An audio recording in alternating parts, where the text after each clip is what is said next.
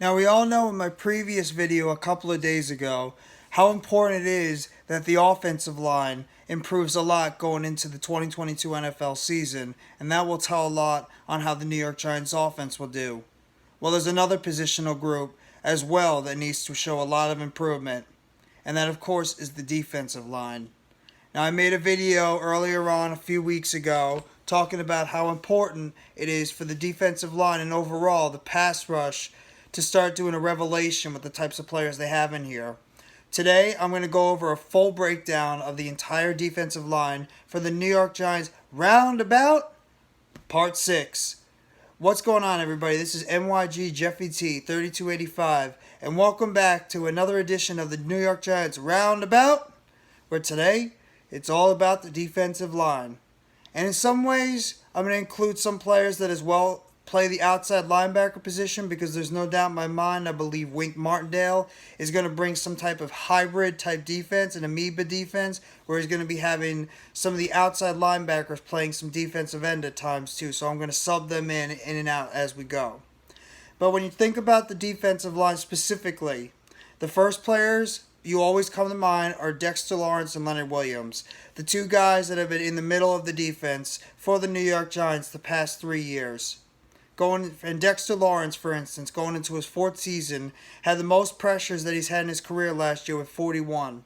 And he was able to rack up at least 2 sacks last year, which is a little bit of a downfall in terms of his sack numbers, because he was more of a sack. He had more sacks in his previous seasons than he did his past year, but the pressures are up. So he's at least getting to the quarterback a little bit more than he did in previous years. And now you also have Leonard Williams, who had a career year in sacks with 11 in 2020, which earned him that big 3-year, $61 million contract extension from the New York Giants. And unfortunately, his numbers went down a little bit last year, as he was only able to rack up about 6.5 sacks. But at the same time, the main reason why Leonard Williams only was able to rack up 6.5 sacks is because he was always getting constantly triple teamed, because there was no threat at the outside linebacking position for Leonard Williams to take advantage of some of those one-on-ones that he was getting triple teamed almost all the time by the offensive linemen and by offensive coaches. I think a lot of it is going to rest on how this defensive line performs, on what you get from Dexter Lawrence and Leonard Williams specifically, because they are going to be the anchors on that defensive line. And if they can get the constant pressure from the inside of that defensive line, the New York Giants should be in a little bit better shape in terms of their overall pass rush. Now, a couple of the other guys on that defensive line, and Dexter Lawrence and Leonard Williams, in terms of percentages, they're 100% locks. These guys are going to be counted on to be the forces of the interior defensive line for the New York Giants in 2022. Now, in terms of some of the other players that are going to be on the New York Giants list for the defensive line, you got Justin Ellis, who they brought in for the Baltimore Ravens, who specifically was brought in here to be a 2-down lineman. He's going to be your guy that's going to be stuffing the run. He's going to be your guy that's going to be mainly a run stuffer. He's going to be trying to make sure that the running back doesn't try to penetrate those holes, doesn't try to go up the middle, even maybe cut it back outside.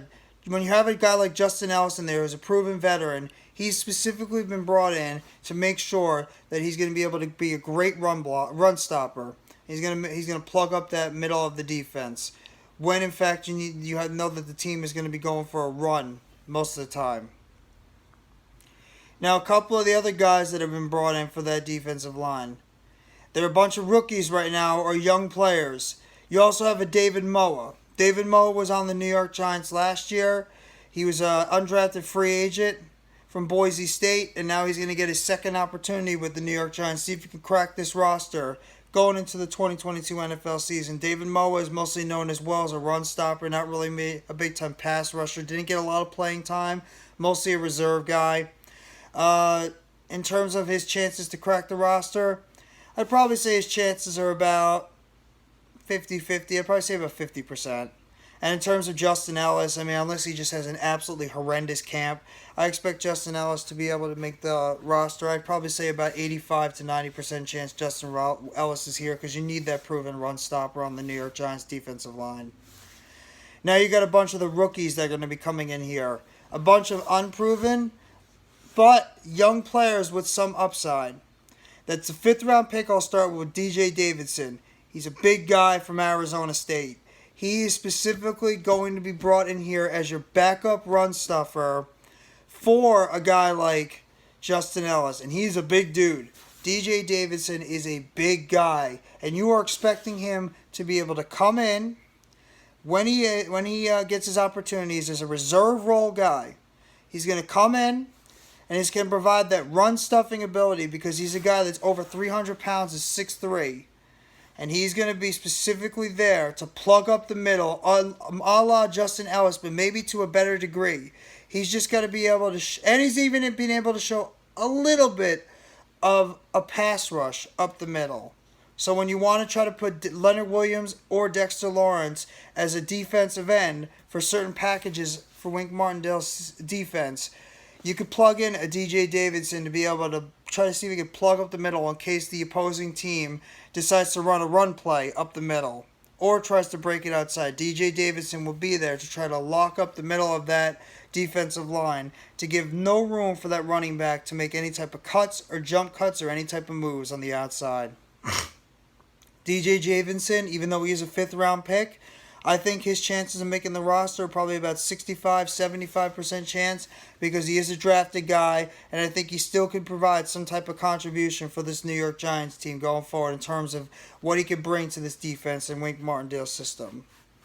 Now, another guy I'm going to talk about is Chris Hinton, another big guy from Michigan, the undrafted free agent.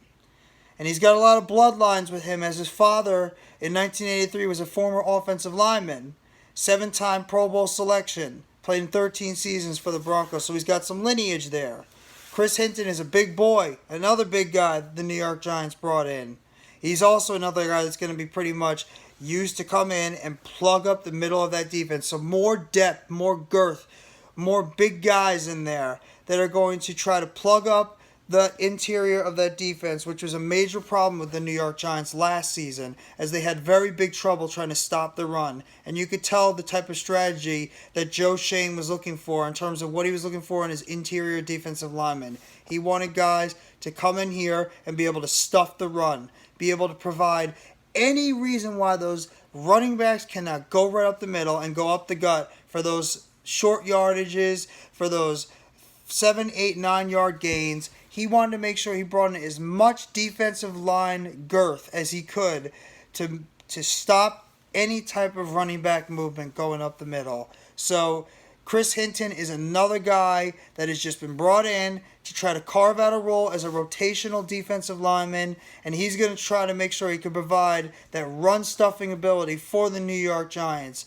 And I think his chances to make the roster because of the rookie contract he got, which he got over $100,000 contract in terms of incentives and bonuses, I think his chances of making the roster are pretty solid. I'd probably say 55 to 60% chance he makes this roster. I think the New York Giants believe in his talent, believe that he could be a good solid rotational piece, and I expect Chris Hinton to be one of those undrafted free agents to make this roster.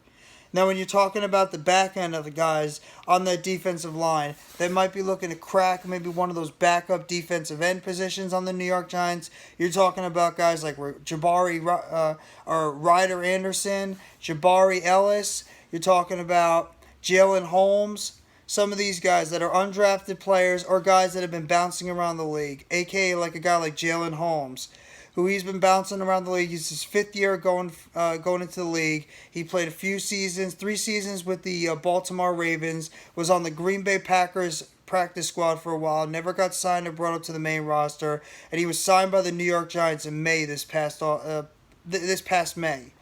So Jalen Holmes is going to be a guy that's going to try to crack a role with the defensive end group as a reserve guy.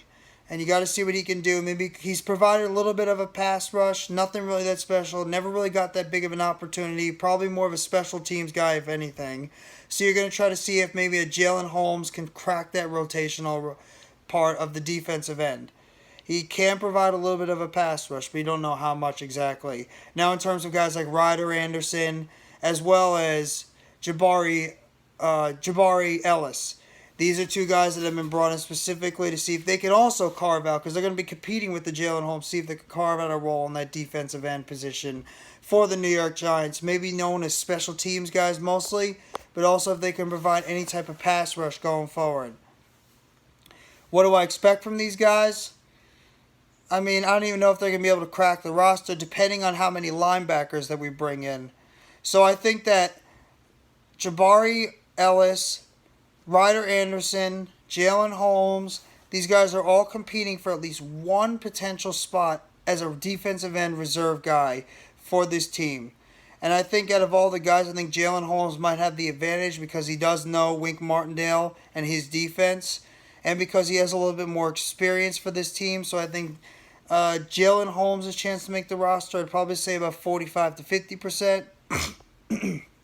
I think in terms of Jabari Ellis and Ryder Anderson, two guys that they picked up as undrafted free agents in May or June, I think their chances of making the roster are not very good. I'd probably say about 25-30% chance at best. I think these two guys, if the New York Giants like them enough, they're going to stash them on the practice squad and see if they could try to develop them in the next coming seasons.